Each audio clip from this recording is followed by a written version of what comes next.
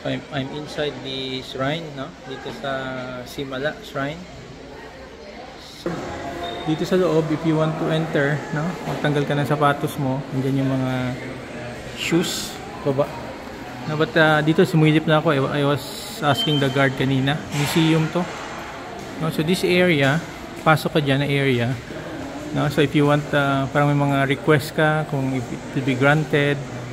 Tapos nakalagay doon sa walls, no? Sa board, may mga granted na mga wish mo. Nilagay ng mga, siguro, mga pilgrimage here. So granted, mga request nila. Then may healing na mga kuan, may sakit, no? Katong mga wheelchair, unsa man to siya, morag na kuan na? Gi-donate nila, naayon na ang mga kuan. Galing. Di na ko. Okay lang, di lang ko. Mo check lang ko sa kuan. Ako lang ingnon sa ilaha. Kasulod kay di mo saka ba. So ayan, no, mga healing testimonies. Nagaling, no, sa mga miracles, no. You have cancer survivor. No, marami, thousands talaga makita mo. So they donated for the church. So this is this shrine, no, Simala Shrine is owned by the Catholic Church. Ito mga request nila, dito lahat granted, no? May mga sulat, mga testimonies.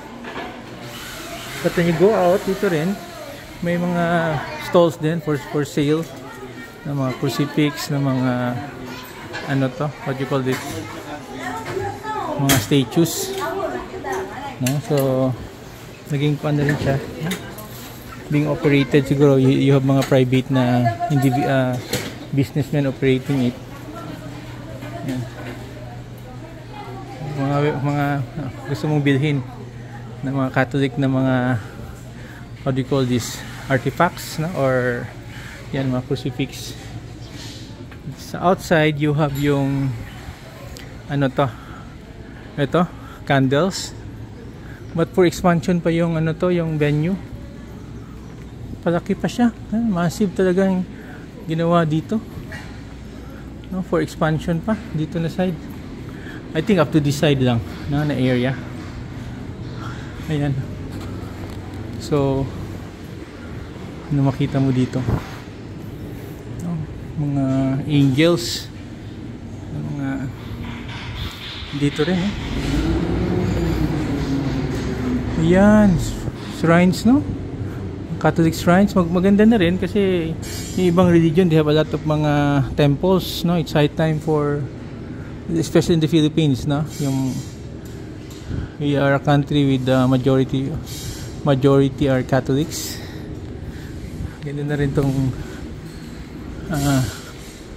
they provide yung ganitong type of parang exposure, no? Venue. So mahaba-haba to, this area. On the other side, makita mo rin, no? Who are these? These are the saints. This one, no? Malaki, May. Doon sa loob. You go inside. Doon sa loob, ibang klase din. Yan, tingnan mo doon. Galing ako doon, eh. May mga ano to, parang mga miracles, healings.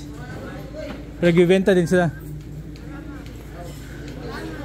So this one, yan, mga selling ng mga iba-iba. So if you're really a devout na Catholic, this is a very good place for you to visit.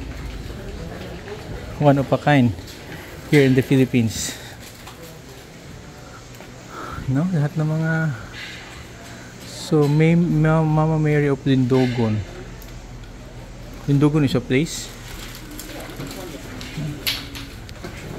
This one. Hindi pa tapos to, no? So massive. Easily abot ng 1 billion, no, yung gastos dito to build this massive na mga structures. Mahina yung 1 billion dito, I think.